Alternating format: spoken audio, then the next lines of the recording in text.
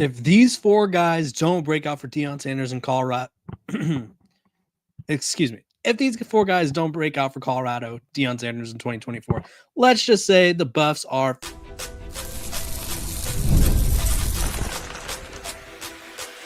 You are Locked On Buffs, your daily podcast on the Colorado Buffaloes, part of the Locked On Podcast Network, your team every day. Welcome to Locked On Buffs. Appreciate you guys for tuning in every single day. Make me your first listen of the day. We are free and available wherever you get your podcast, so make sure to like, subscribe, and follow so that way you don't miss out on a moment of the coverage. And make sure to share this with a friend so that way we could grow our community. I'm Kevin Borg, host of Locked On Buffs. If you don't know me, that's okay. We'll get to know each other a little bit through this episode. Let's talk about it. Colorado Buffaloes, they go 4-8 in year one under Deion Sanders, 9-4 in year two. And so there's a lot of pressure on Deion Sanders. I think a lot of people are wanting to sort of tab 2025 as like the make or break year for Coach Prime. And I hate to tell everyone this, but every year is make or break for Coach Prime, because if there's one coach in college football who really can't afford to have, we'll call it a down year, it's Coach Prime, right? Because not because of anything he's done, just because of the standard that people hold him to, whether that's fair or not. Discussion for a different day.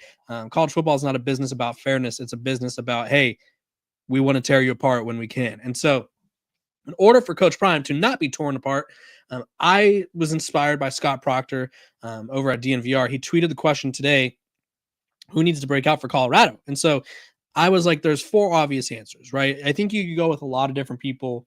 You could go with, say it's DJ McKinney because Travis Hunter is not there.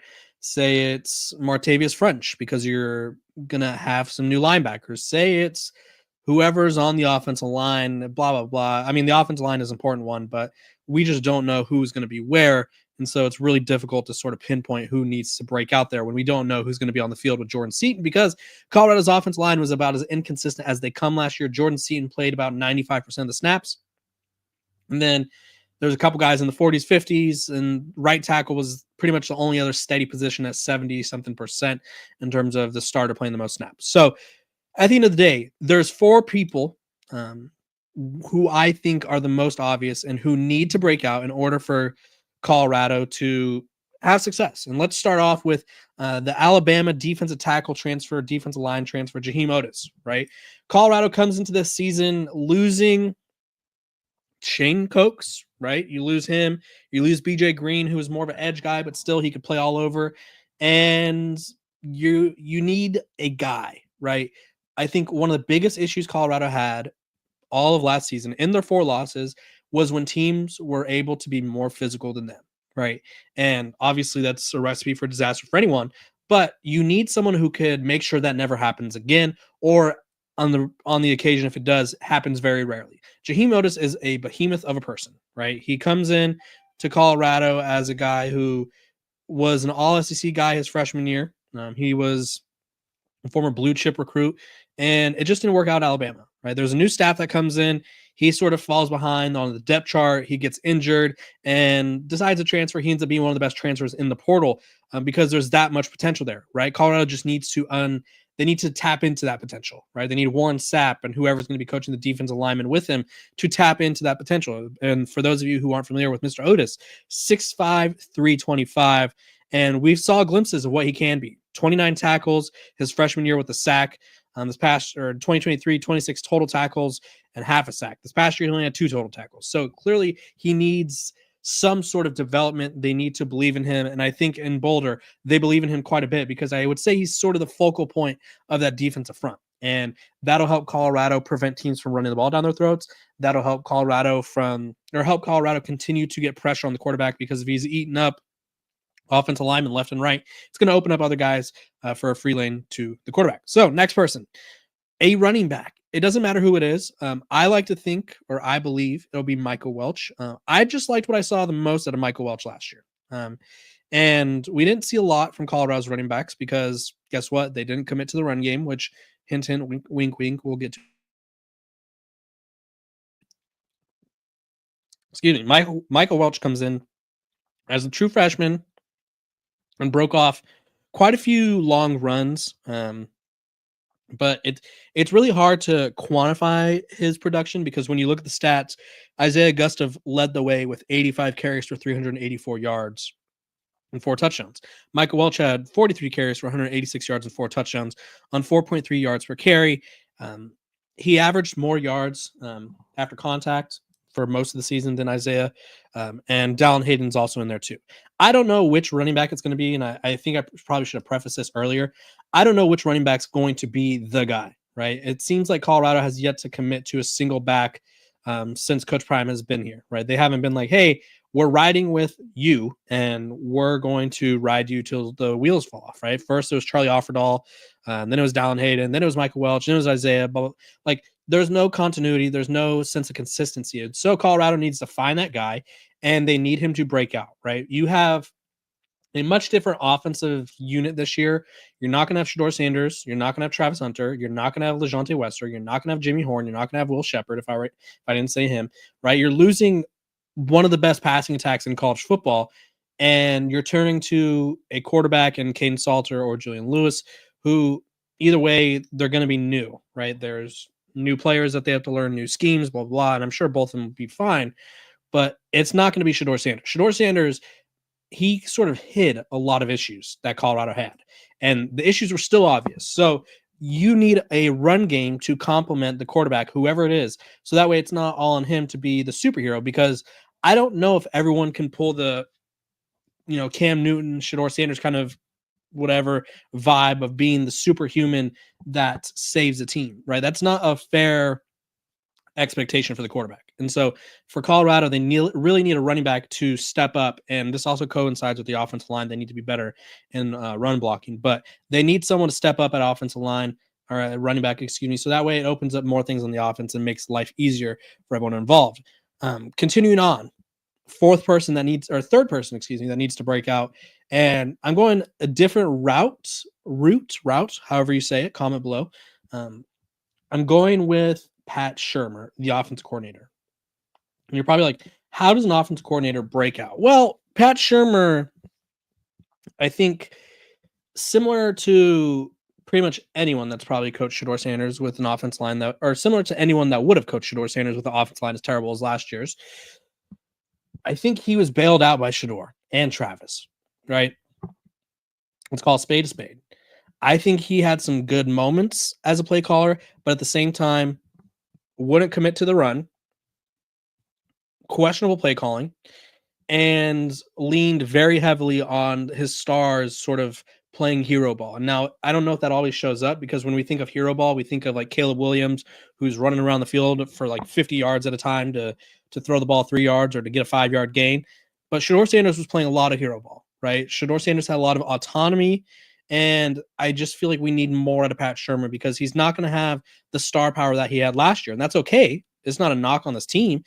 It just means Pat Shurmur needs to sit up in the chair and make some big boy calls, right? We don't know what a Pat Shurmur offense looks like without Shedeur Sanders, because they didn't have to do that. So he's going to have to figure out a way to incorporate, whether it's the quarterback run, whether it's the run game, whether it's the quick game, whether it's the play action, whatever it is, he has to figure out a way to make sure that the offense is clicking and firing on all cylinders, and he cannot just rely on whoever, like say Shedeur or Travis, like I keep saying, to make plays and bail him out. And then finally, the fourth person or persons who needs to break out is the quarterback, right? Quarterback is the most important position in college football. Shedeur Sanders was the best quarterback in college football at completing passes. And you don't know what I mean? Led the country in completion percentage. I think he had the record for highest completion percentage in college football, but he doesn't make mistakes, or he didn't make mistakes, right? He made plays down the field constantly. And like I keep saying, he was sort of like the, hey guys, look over here, as the offense line is in shambles and on fire, right? Shedeur Sanders masked so many issues for Colorado that now if they don't figure out a way to adjust them themselves, those issues will be the thing that sets them or tears them apart. So if it's Caden Salter, right, he needs to show like, hey, I'm not a guy that was just benefiting from playing against weaker competition at Liberty, right? I'm a guy who can be the best dual threat in college football, because I do think that's a realistic sort of realm for him. I think that's a realistic ceiling for Caden Salter. He can be the most dynamic quarterback in college football. We just have to see it at this level. And if it's Julian Lewis, right, it's a lot to ask of a true freshman, but hey, you came to a school like Colorado because you wanted to play. You came to college a year early because you felt you were ready. So if you're the starter, you need to break out so that way the rest of the team can reach its ceiling. Now, I'm not saying that Julian Lewis needs to come in and make sure they're contending for titles right away, but they need big plays from the quarterback. They need him to protect the ball, and they need him to just sort of be a general on the field because they lost that as well. So you guys comment below, name one person, coach, fan, Ralphie, if you will, who needs to step up next year for the Colorado Buffaloes and sort of be that breakout star so that way they don't fall flat on their face. When we come back, we're going to be talking some NFL draft stuff.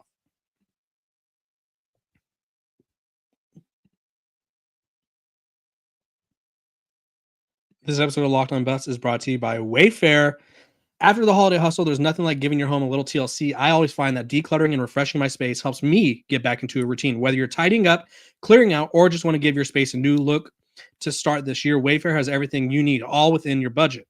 I'm currently looking for furniture, and their huge selection makes it easy to find pieces that fit my style and budget. My favorite part, the free and hassle-free delivery, even for the larger items. WayFair site was so easy to navigate. I found everything I needed in no time. There's something for every style and every home, no matter your space or budget. So give your home the refresh it needs with WayFair. Head to wayfair.com right now. That's WayFair.com. WayFair, every style, every home.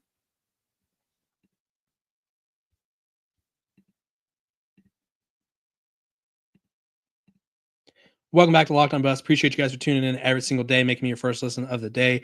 If you're new to the show, hop in the comments. I'll say what's up and make sure you stay around so that way you don't have to be new to the show again. So that way you stick around because we value our everydayers. If you're not familiar with what an everydayer is, they are the people that like, subscribe, follow, and we're having fun in the comment section every single day because you're watching every single day. So make me a part of your daily routine so that way you can stay up to date on all things Colorado. Joe Klatt, not Mel Kiper. He released his full first round 2025 NFL mock draft, and he's projecting some big moves. And I don't think anyone will be shocked with his first couple picks, but I do like him. I imagine Joe Klatt is one of the more. I feel like he's one of the more unbiased announcers, even though he has a clear tie to Colorado because he played quarterback there.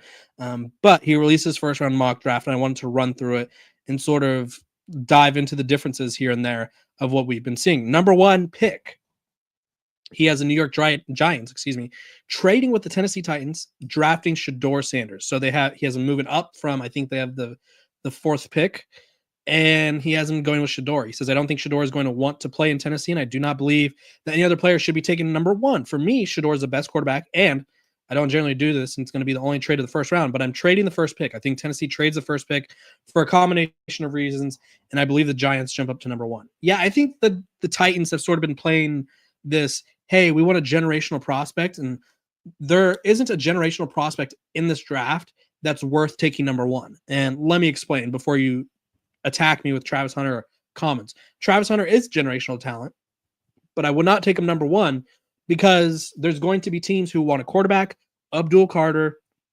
They want a quarterback or Abdul Carter before they want him because he doesn't play a premium position. So taking Travis Hunter one just doesn't make sense for the NFL. That's not me saying he's not talented enough, but it doesn't make sense for the NFL and what they do. So I think the Titans have sort of been saying like, hey, we want this generational guy. We want this blah, blah, blah, because they're trying to up the price on what people will trade for them. So like if the Giants do in fact trade up for them, it's going to be a hefty price. Number two, he has Abdul Carter, pairing him with Myles Garrett or replacing Myles Garrett, depending on what happens.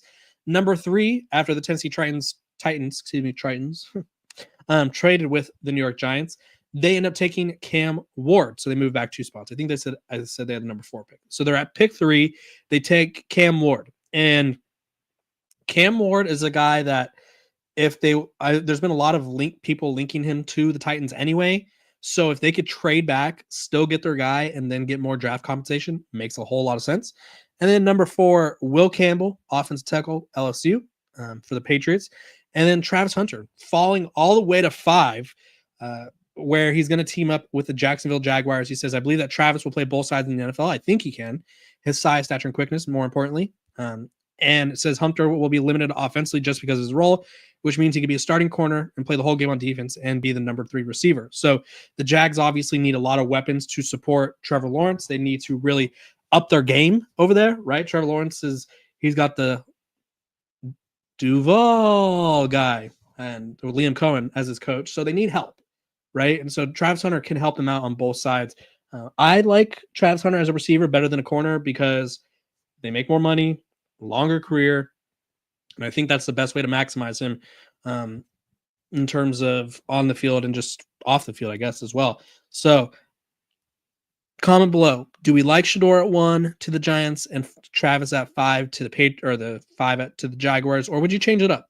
Let me know what you think. I think this is one of the more controversial questions, is like what to make of these Colorado guys, because they're both really interesting in this draft, and this draft class as a whole is pretty interesting because it's not last year's draft class, and I think people are a little nervy about this year. When we come back, we're going to be talking about the 4 games that I view as the toughest on Colorado's schedule in 2025.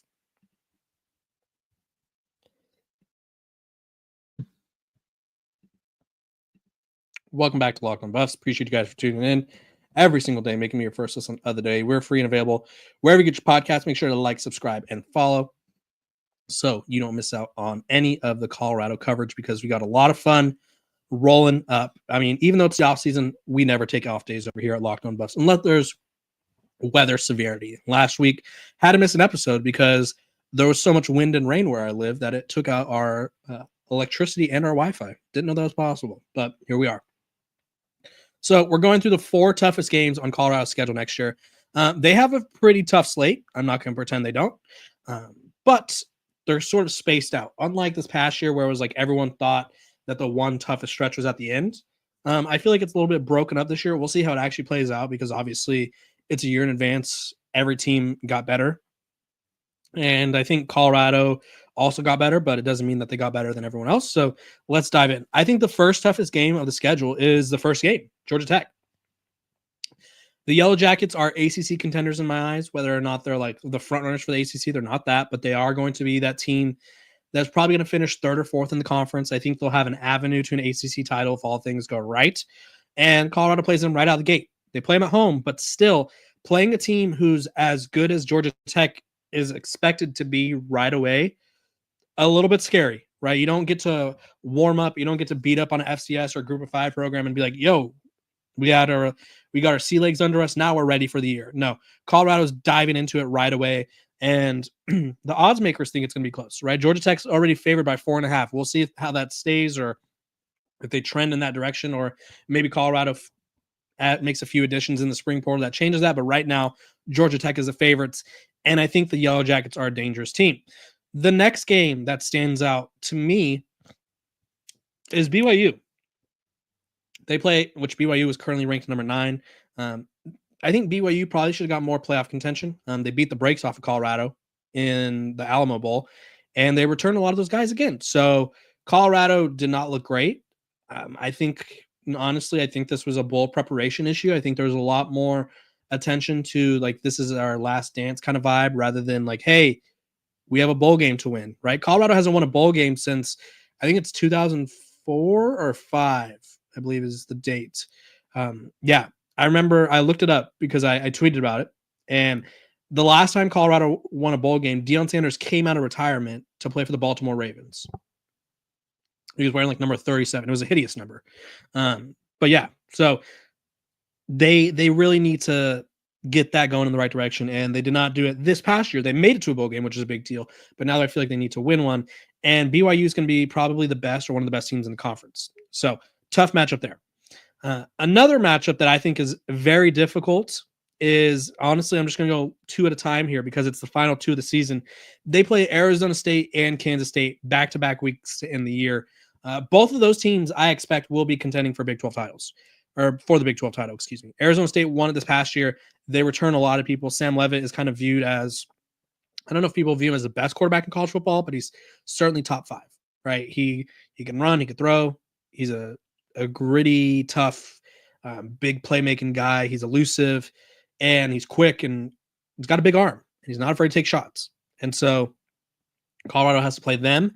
And if Colorado is contending for anything, their final 2 games will really decide whether they make it or not. Then we have final week of the season at Kansas State. Kansas State's a tough team, right? They came into Boulder, they beat Colorado, and I feel like Colorado should have won that game. And you're going to go into a Manhattan environment that's really, really aggressive. And I think Avery Johnson's going to take another level. I think Dylan Edwards will take another step forward. So those are the 4 toughest games I see on the schedule. Comment below which you think are the 4 toughest games, and we could compare and contrast. I thank you guys for tuning in to Locked On Buffs, making me your first listen. Make sure to like, subscribe, and follow so that way you don't miss out on a moment of the coverage or our daily episodes. And I will see you guys tomorrow. Hope all of you have a great Wednesday evening.